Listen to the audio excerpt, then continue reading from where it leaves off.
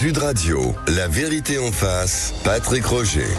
Les médecins généralistes, c'est bien souvent difficile dans beaucoup d'endroits aujourd'hui d'en trouver parce qu'il n'y a pas un bon renouvellement, suffisamment de renouvellement. D'où les propositions depuis un certain temps. On a revu le numerus clausus pour qu'il y ait plus de médecins formés. Alors maintenant, il faut du temps parce que les études de médecine sont assez longues.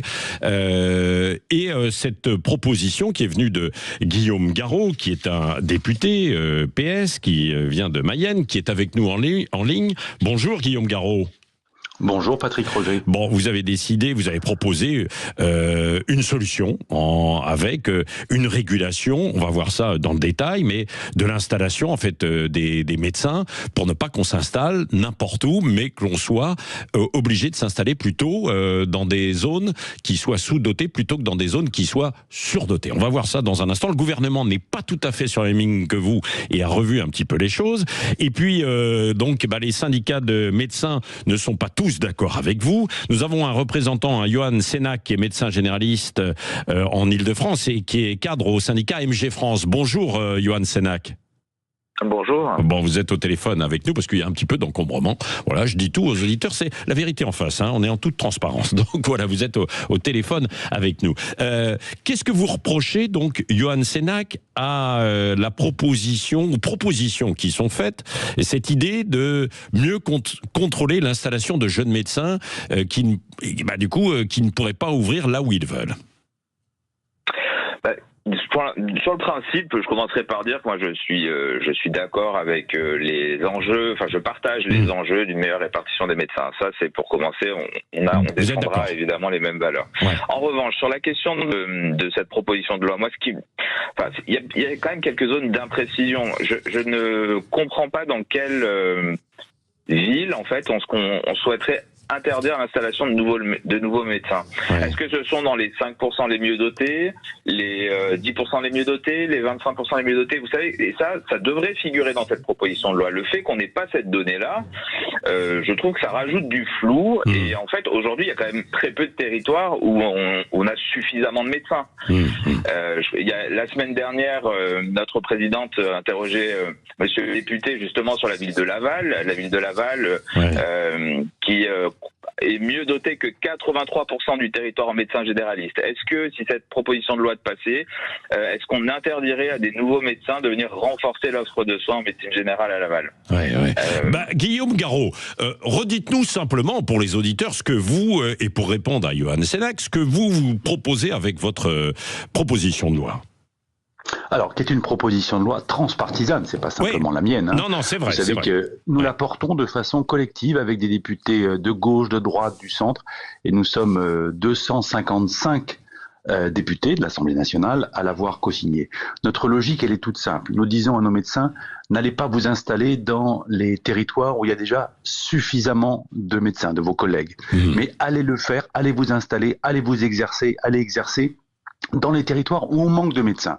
C'est en effet la question de la répartition de nos forces médicales, parce que il faut le redire, des choses toutes simples, mais il y a aujourd'hui 6 millions de Français qui n'ont pas de médecin traitant, il y a 8 millions de Français qui vivent dans ce qu'on appelle un désert médical, et ce qui est plus grave encore, c'est que les inégalités entre les territoires et donc entre les Français ne cessent de se dégrader, ne cessent de se creuser année après année. Ça veut dire qu'on a toujours plus d'installations dans les départements qui étaient déjà il y a 10 ans les mieux dotés, donc vous savez, dans les stations de montagne, dans les Pyrénées Atlantiques, dans d'autres départements encore, ou dans des cœurs d'agglomération.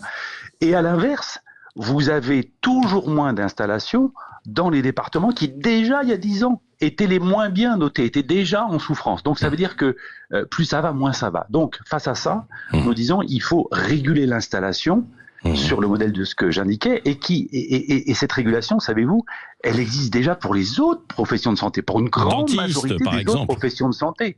Les dentistes depuis le 1er janvier, et ça n'a pas posé de problème. Bon, pour les infirmiers, pour les kinés, pour les sages-femmes, c'est aussi la même chose, et sans parler même des pharmaciens. Les pharmaciens sont régulés depuis des dizaines d'années, et heureusement parce que ça nous permet d'avoir des pharmacies partout en France. Je dis bien partout en France. Bon, donc pourquoi ça fonctionnerait pour les autres professions de santé et que ça ne fonctionnerait pas avec nos médecins? Donc notre proposition, elle est toute simple.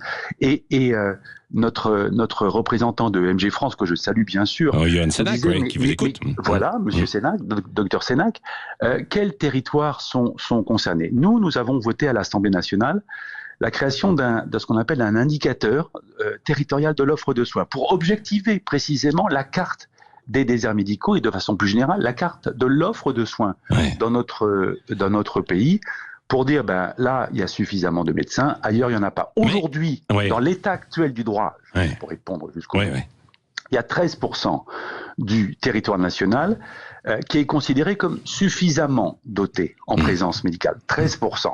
Et il y a 87% du territoire qui, pour le coup, est en situation beaucoup plus compliquée avec la désertification qu'on voit. Ce qui veut dire que cette liberté d'installation, elle prévaut de façon générale et que rien ne changera pour les 87% du territoire. Vous voyez, c'est ça qu'il faut dire. Il ne faut pas se faire peur. Alors, où est le problème, finalement? Alors, si on vous écoute, Guillaume Garot, pour vous, il n'y a pas trop de problème. C'est-à-dire que, finalement, on pourra s'installer un peu partout. Voilà, on puisque dit n'allez pas vous installer là où il y a déjà suffisamment de collègues. C'est un principe de bon sens, quand même. Bon, d'accord, mais il n'y a pas beaucoup d'endroits, puisque, finalement, il n'y a que 13%. Donc, c'est... Oui, mais c'est très important. Oui, bien sûr. Dans les 13%, il y a des concentrations, non, mais je pense alors c'est vrai, mais je pense qu'il doit y avoir d'autres problèmes. Johan Sénac, qu'est-ce que vous réclamez? Qu'est-ce que vous demandez? Et vous avez Guillaume Garot qui porte cette proposition transpartisane. Qu'est-ce que vous souhaitez, vous, pour que les médecins aillent s'installer un peu partout et qu'il y ait un renouvellement du parc, entre guillemets, des médecins généralistes? Les déterminants de l'installation, ils sont plutôt bien connus. Ce qui a des... Dites-le parce que les auditeurs connaissent pas forcément, parce qu'il y a des arguments des uns et des autres. Dites. Bien sûr. Si vous voulez, dans les territoires en très grande souffrance, on sait bien qu'il s'agit alors certes de déserts médicaux, mais ce sont des déserts tout court. Bien souvent, il y a des problèmes qui relèvent de l'aménagement du territoire. Il y a des difficultés tout simplement de trouver un emploi pour le conjoint, de pouvoir avoir une garde d'enfant lorsque c'est nécessaire, etc., etc. Donc, ce sont des problématiques bien plus larges. Mais ça, c'est pas vrai. Attendez, Johan Sénac, quand même. Ça, ce n'est pas vrai partout. Ce n'est pas vrai partout. En région parisienne, vous avez des endroits qui sont où il y a des universités, où il y a une clientèle, etc. Et moi, je connais en fait beaucoup de cabinets où il n'y a pas de repreneurs. Des villes qui ont pris des locaux pour installer des médecins généralistes, où il y a du monde, et il n'y a personne. Donc là, c'est qu'il y a un autre problème de l'autre côté, non ? Mais bien sûr, vous avez tout à fait raison. En Île-de-France, on est l'un des premiers déserts médicaux du pays. J'exerce en région parisienne, je vois très bien de quoi on parle, évidemment, en zone d'intervention renforcée. Donc, parce qu'en fait, il y a également un problème tout simplement de ressources qui nous différencie des autres professions de santé qui ont été citées. Qui sont certes régulées pour les sages-femmes, les infirmiers, les kinés. C'est tout simplement la démographie qui est positive dans ces professions.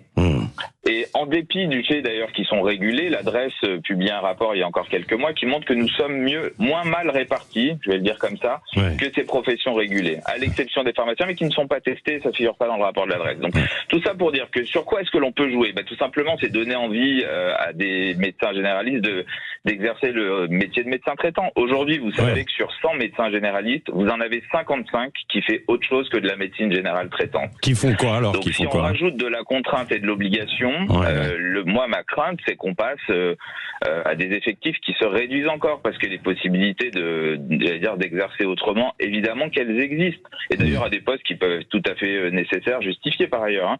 Mais vous voyez, il faut renforcer l'attractivité du métier. Et ça, c'est en facilitant l'exercice, la qualité de vie des professionnels et pas en faisant des boucs émissaires. Moi, ce que je déplore dans les débats actuels, c'est qu'on est quand même assez souvent culpabilisés, avec un discours assez difficile, des arguments qui sont d'ailleurs pas toujours très justes, voilà, sur les études qui nous auraient été payées, des choses comme ça qui ont été beaucoup de gens le disent, en disant c'est vrai, les études de médecine, entre guillemets, c'est gratuit, et ensuite vous êtes payé quand vous continuez en interne, ce qui est pas faux, Johan Senac, c'est pas faux ça. En fait, ça a été évalué en gros ce qu'un étudiant en médecine rapporte à la collectivité. Donc ça a été évidemment démenti. Et puis surtout, je veux dire, ça reviendrait à remettre en question le principe de l'université publique qui permet l'accès à l'instruction pour des gens qui, comme moi quand j'étais plus jeune, n'avaient pas forcément des moyens de faire des grandes écoles. Non, mais c'est vrai. Mais quand vous avez dit 50% des médecins généralistes font autre chose, c'est-à-dire ils font quoi ? Ah, mais ça peut être très varié. Ça peut être, par exemple, de la gériatrie, de la médecine d'urgence, de la médecine du sport, exercer dans des centres de soins non programmés, en PMI, dans des hospitalisations à domicile. Donc il y a vraiment. Non, mais je vais vous poser la question à tous les deux. Vous allez me répondre en 1 minute. Est-ce que le problème n'est pas ailleurs que de cette répartition et que finalement c'est un faux problème ? Parce que quand on regarde les chiffres, selon le ministère de la Santé, il faut aujourd'hui plus de 2 médecins grosso modo pour en remplacer un qui part à la retraite. C'est-à-dire qu'on fait moins d'heures qu'auparavant parce que il y avait beaucoup de charges et on en fait moins. Donc ça c'est le premier point. Deuxième point, chez les médecins généralistes, on le dit souvent, on passe beaucoup trop de temps avec les problèmes administratifs, on n'en peut plus. Moi je connais des médecins qui ont pris en fait leur retraite parce qu'ils ont dit j'en ai ras-le-bol. On me demande en fait à chaque fois de revoir les logiciels, l'administration et tout. Et puis troisièmement, je vais ajouter en fait une chose. Quand on regarde la densité médicale en France, moyenne, elle est de plus de 300 médecins pour 100 000 habitants. Ça, c'était en 2023, je crois. Quand on regarde ailleurs, dans d'autres pays, par exemple les Pays-Bas, on est à 180. Je parle pas de la Grèce, on est à moins de 50 pour 100 000 habitants. Donc on se dit, il y a quelque chose qui va pas là, non ? Et Johan Senac, est-ce qu'il y a pas un autre problème sur le temps consacré à la médecine par ces médecins, où ils sont trop occupés à autre chose, ou ils ont envie de moins travailler? Qu'en est-il là-dessus ?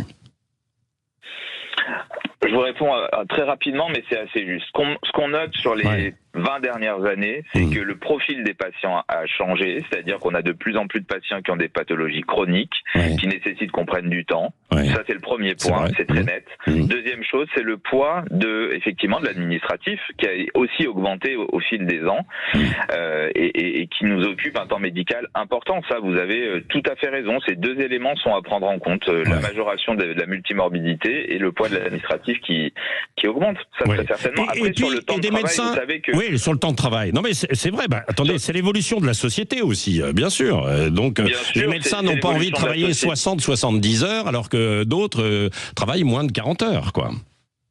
Là, ils sont à 50 aujourd'hui. C'est une étude Doctolib sur agenda, donc pour le coup, c'est assez objectif.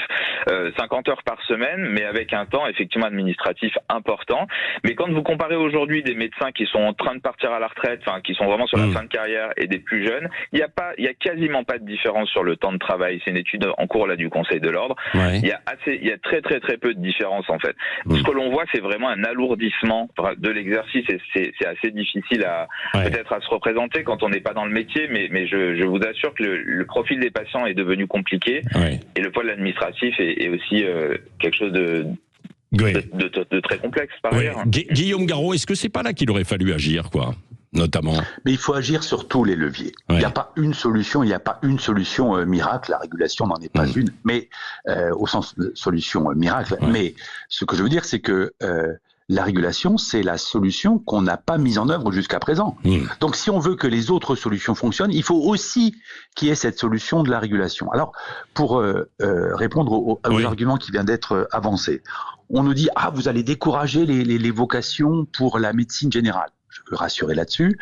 Notre régulation, elle concerne autant les médecins généralistes que les autres spécialistes. Donc, ça concerne l'ensemble des praticiens. Ensuite, on me dit « mais vous allez décourager les jeunes générations de s'engager vers la médecine ». C'est faux, archi faux. Regardez le nombre de vœux à Parcoursup Ouais, et le nombre d'étudiants qui est ensuite en première année de médecine. Il y a une place en année de médecine, en première année, pour 34 vœux de lycéens. 34 vœux de lycéens. Donc les vocations, elles existent aujourd'hui. Les jeunes, ils ont envie de devenir médecins. Mais en tout cas, de faire médecine. Pas forcément médecin, mais de faire médecine. Oui, faire médecine. Oui, attendez, parce qu'il y a des... en général, c'est pour devenir médecin. Oui, mais c'est après, c'est spécialisé. On peut aller en fait sur un certain nombre d'autres choses et pas forcément généraliste dans son cabinet. Mais bien sûr, et c'est pour ça que je vous dis que notre régulation concerne et les généralistes et les spécialistes. Tout le monde traité sur un pied d'égalité, en fonction toujours des besoins de santé d'un territoire. C'est quand même ça que, franchement, on doit nous porter l'intérêt général. Enfin, on est des parlementaires, c'est notre mission, c'est notre responsabilité. On doit d'abord penser à qui? Aux Français, aux citoyens qui se sentent exclus aujourd'hui, qui se sentent citoyens de seconde zone parce qu'ils n'ont pas de médecin. C'est quand même ça qu'on vit tous les jours, nous, dans nos départements. Je veux quand même le rappeler. Alors, sur le reste, Patrick Roger, vous citez la question du temps de travail. C'est vrai, mais c'est une évolution de l'ensemble de la société. Ce qui veut dire qu'il faudra probablement demain former davantage de médecins. Si, bien sûr, parce que la population, elle augmente et parce que la population, elle vieillit, donc former davantage de médecins. Ensuite, sur le temps administratif, c'est une vraie question, je suis d'accord là-dessus. Alors, le gouvernement avait pris cette mesure d'assistants médicaux pour faire du travail administratif aux côtés de nos médecins. Je pense que c'est une bonne formule. Et il faut voir comment on peut financer ça durablement. Mais ce que je veux dire, c'est que les politiques d'incitation à l'installation qui ont été menées depuis 10, 20, 25 ans dans notre pays, pour utiles qu'elles soient, ne sont pas pour autant suffisantes et ça coûte fort cher au budget de la nation et de l'État et de la sécurité sociale. Et donc, à un moment donné, il faut que nous, on se pose la question, encore une fois, législateurs, de l'efficacité de notre dépense publique et voir si, justement, avec la régulation, on peut pas rendre plus efficace toutes les dépenses qui ont été mises en œuvre au service de notre système de santé. Oui, bon, on manquait de médecins et on pourrait en avoir trop dans 2040. C'est c'est le Conseil national de l'ordre qui alerte en disant oui, c'est vrai, là on va peut-être former trop de médecins pour la suite. C'est quand même un vaste problème. On va continuer d'en débattre. J'aimerais vous entendre juste aussi sur la répartition des médecins, parce que ce que nous disait Johan Senac, c'est intéressant, c'est-à-dire que il y en a moins qui vont vers le métier, la fonction de médecins généralistes en France. Aujourd'hui, on a un peu moins de 100 000 généralistes et on a 130 000 spécialistes. C'est-à-dire qu'on va vers des spécialités. Pourquoi ? Parce qu'on se spécialise et on a quelque chose qui peut sembler plus intéressant pour certains et puis sans doute aussi pour certains parce que ça paye mieux. Oui, il faut se dire les choses, la vérité en face. Sur Sud Radio, on continue dans un instant. J'attends vos appels 0826 300 300 et j'aurai un représentant des étudiants en médecine. Sud Radio, votre attention est notre plus belle récompense. J'adore Sud Radio dans la mesure où, là au moins, on peut s'exprimer en direct et donner notre avis. Sud Radio, parlons vrai. Leclerc, bonjour. Bonjour. Grâce à votre lessive extra, j'ai gagné le grand concours de tâches organisé par mes enfants. Ah, bravo. Oui, une victoire par KO. Toutes les tâches ont disparu, sur le blanc et sur les couleurs. Ça, c'est du propre. Surtout avec 68% de réduction sur le deuxième bidon de 2,835 litres de lessive extra Total 4+1 du 29 avril au 10 mai chez Leclerc. Tout ce qui compte pour vous existe à prix Leclerc. Produits dangereux, respectez les précautions d'emploi. Modalité magasin et drive participants sur www.e.leclerc. Sud Radio Tarascon. 95.2.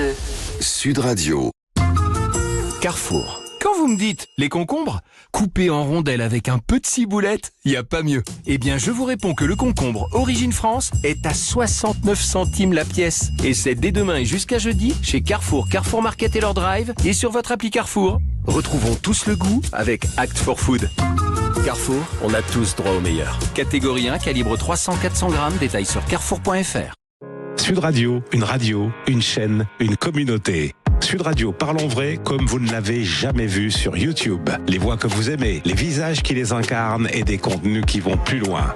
En vidéo, Sud Radio, parlons vrai, au cœur du débat, c'est encore plus fort. Rejoignez-nous sur YouTube, maintenant. En ce moment, la Volkswagen ID.3 100% électrique est à partir de 169 € par mois. Il n'y a pas que son silence qui va vous laisser sans voix. son prix aussi. Pour l'achat d'une Volkswagen ID.3 Pure Life Max, LLD 37 mois, premier loyer de 5 000 € après déduction du bonus écologique de 4 000 €, puis 36 loyers de 169 € si acceptation par Volkswagen Bank. Offre valable du 1er au 30 avril, conditions sur Volkswagen.fr. Volkswagen. Au quotidien, prenez les transports en commun. On vous écoute, mademoiselle. Merci, monsieur Géniaud. En ce moment, chez Rénoval, 150 € offerts tous les 1 000 € d'achat. Ma véranda, c'est Rénoval. Point final. Conditions sur rénoval.com. Norauto. Mais c'est quoi ces pneus sur la tondeuse? Ah ça, c'est des pneus Michelin, hyper fiables en toute occasion. Alors c'est sur la voiture qu'il faut les mettre. C'est déjà fait. Norauto rembourse le montage. Alors j'équipe tout ce qui roule, moi. Le montage est remboursé? C'est pas vrai. Et si, c'est vrai. Jusqu'au 12 mai, votre montage est remboursé pour tout achat de pneus Michelin exclusivement chez Norauto. Avec des prix comme ça, pas étonnant qu'on soit la marque préférée des Français. Étude OpinionWay mars 2024. Conditions en centre et sur norauto.fr. Sud Radio, la vérité en face, Patrick Roger. La pilule ne passe pas chez beaucoup de médecins, donc n'allez peut-être pas chez votre généraliste aujourd'hui si vous n'avez pas rendez-vous. Il est peut-être en grève parce que certains sont contre la réforme qui est en cours, qui viserait à réguler l'installation de médecins et revoir les conditions de travail. C'était très intéressant entre un représentant d'un syndicat de médecins, là il y a Johan Senac à l'instant, et Guillaume Garot qui propose cette loi qui est transpartisane. Là, nous avons, pour terminer cette émission, La vérité en face sur Sud Radio, nous avons deux médecins. Mais alors, tous les deux aux extrémités, si je puis dire. C'est Lucas Poitvin, qui est président de l'Association nationale des étudiants. Bonjour. Bonjour. Et un auditeur qui vient de nous appeler, qui est un ancien médecin, qui, je pense, est à la retraite. C'est Marc. Bonjour, Marc. Oui, bonjour Sud Radio. Bon, vous avez entendu ce débat. Avant de donner la parole à Lucas, qu'en pensez-vous? Quelle est votre position avec l'expérience que vous avez justement par rapport à ce conflit? C'est à qui? C'est à vous, Marc. À vous, Marc, puisque vous avez l'expérience. Moi, je suis d'anciennes années. Bon, le souci, c'est que moi, je veux simplement demander quel gouvernement a décidé. Alors, c'est complètement autre chose. Hein. Ouais. Quel gouvernement a décidé de modifier les études médicales, de mettre dans une seule faculté dentaire, pharmacie, médecine, sage-femme et tout, alors qu'avant, il y avait une faculté pour chaque chose, ce qui fait qu'il n'y avait pas de compétition. En plus, on avait le droit à 2 examens. Et alors, moi, je suis à mon époque, heureusement, on en prenait 20 à 25% à la fin de la première année, sinon je ne serais jamais devenu médecin. Ouais. Et là, avec cette formule, forcément, le gars qui arrive en fin de premier trimestre, non, tu ne pourras pas faire médecine. Qu'est-ce qu'il fait? Voilà, il va arrêter les études et ça décourage. Donc, pourquoi on a assemblé tout ça en une seule faculté? Moi, je suis trop vieux, j'ai pas compris. Qui est-ce qui a décidé ça? Est-ce que c'est un député du même bord que M. Garot? J'en sais rien, mais je trouve ça scandaleux. Alors vous sur la réforme. Oui, non, mais c'est intéressant votre remarque. Je ne sais pas si vous allez pouvoir répondre. Vous avez Lucas Poitvin est avec nous, Association nationale des étudiants. Sa remarque est juste à Marc ou pas? Alors c'est ça, c'est-à-dire que depuis déjà maintenant de très nombreuses années, on réforme continuellement les études de médecine. Donc on a réformé l'entrée dans les études de santé avec des résultats qui sont pas forcément meilleurs qu'avant. On a réformé le 2e cycle avec des problématiques de santé mentale ensuite qui ont été renforcées, qui ont été illustrées par plusieurs enquêtes. On a réformé le 3e cycle avec encore l'ajout d'une 4e année d'internat de médecine générale parce qu'il fallait que les étudiants puissent rester dans les hôpitaux et pour pouvoir absorber le flux de patients. Et donc nous on se pose une véritable question aujourd'hui, c'est encore pendant combien de réformes on va devoir mettre en place et combien de temps on va laisser reposer la charge des erreurs politiques qui ont été commises sur les 40 dernières années sur les médecins qui sont encore en formation, donc même pas diplômés mais encore en formation. Ouais, on paie les erreurs du passé, quoi. C'est ce que vous dites, hein, Lucas Poitvin. Bon, et vous voudriez quoi, vous, en résumant ça en 2 minutes? On a entendu l'un de vos collègues qui est médecin généraliste et d'MG France. Qu'est-ce que vous souhaitez, vous, pour demain? Alors nous, ce qu'on souhaite déjà, c'est qu'on se base sur les bons constats. Aujourd'hui, on a 87% du territoire qui est en zone sous-dotée, mais parallèlement, et c'est toujours les chiffres de l'ordre des médecins, on a 98% de la population qui habite à moins de 10 minutes d'un médecin généraliste. Et donc le problème aujourd'hui, c'est pas la répartition des médecins sur le territoire, mais c'est le nombre, c'est-à-dire qu'on n'est pas loin d'un médecin généraliste, mais on est loin d'un médecin généraliste qui sont en capacité de nous prendre en charge.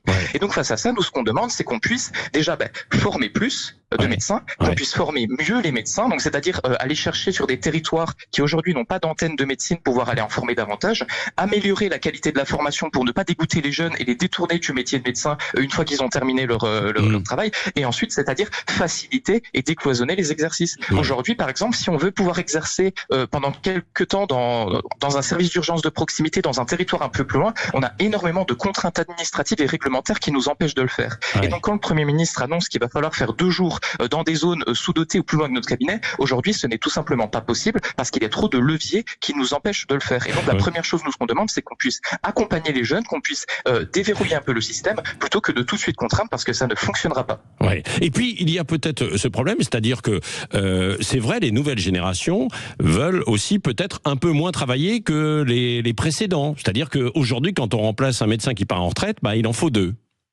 Ça c'est le... Alors ça, non ? C'est aussi des chiffres qui sont à prendre en relatif. Quand on regarde les chiffres de l'ordre des médecins sur le temps de travail, les anciennes générations travaillent à peu près 55 heures par semaine. Quand on regarde les chiffres sur les nouvelles générations, donc les moins de 30 ans, on est sur 52 heures par semaine. Alors oui, il y a 3 heures de moins. Pour autant, c'est du temps qui n'est pas forcément laissé à la pratique médicale, mais il y a aussi du temps qui pourrait être économisé sur, par exemple, des secrétaires médicaux qui permettraient d'absorber la charge administrative, des auxiliaires médicaux aussi qui pourraient prendre en charge en première participation. Il y a beaucoup de choses qu'on peut essayer de mettre en place pour préserver ce temps médical et faire en sorte à ce qu'il soit vraiment consacré aux activités de soins pour les patients. Bien sûr, et un peu moins l'administratif. Merci d'avoir été avec nous dans La Vérité en face. On a débordé un petit peu, évidemment, parce qu'il y avait beaucoup de monde au téléphone. Dans un instant, Valérie Expert, bien sûr, et Gilles Gansman, Sud Radio Média, et ensuite les débats.